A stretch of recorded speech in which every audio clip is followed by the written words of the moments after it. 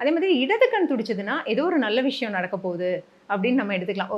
எங்கள் அம்மாலாம் சொல்லி நான் கேள்விப்பட்டிருக்கேன். ரொம்ப சந்தோஷப்படுவாங்க. இடது கண் துடிக்குது, அப்போ ஏதோ ஒரு நல்ல விஷயம் நம்மளுக்கு நடக்க போகுது அப்படிம்பாங்க. கரெக்டாக அதே மாதிரியே நடக்கும். ஓகேங்களா? ஆனால் இந்த கண்ணு ரொம்ப தொடர்ந்து துடிச்சதுன்னா விட்டமின்ஸ் குறைபாடு அப்படின்னு அர்த்தம். நம்ம உடனே டாக்டரை கன்சல்ட் பண்ணணும்.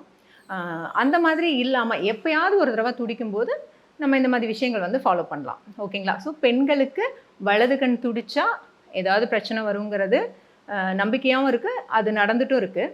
சரி, பெண்களுக்கு எப்படி இருக்குது, அப்போ ஆண்களுக்கு எப்படி மேம் அப்படின்னு கேட்டிங்கன்னா, ஆண்கள் வந்து இடது கண் துடிச்சதுன்னா அவங்களுக்கு ஏதாவது கெடுதி வரும் அப்படின்னு சொல்லுவாங்க.